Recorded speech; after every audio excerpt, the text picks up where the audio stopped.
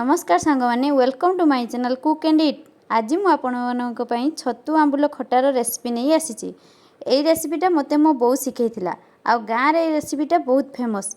आपण मैंने भी निश्चित ट्राई करेंगे, देखिए बहुत टेस्टी लगे।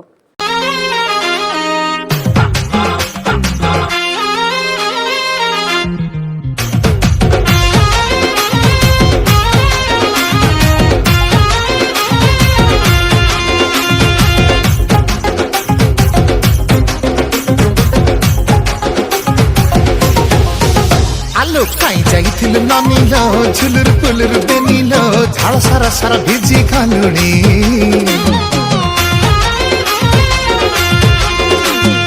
आलो मलहर मानिलो केते खाऊ खिच टानिलो आठ के तते बिछते बिरानी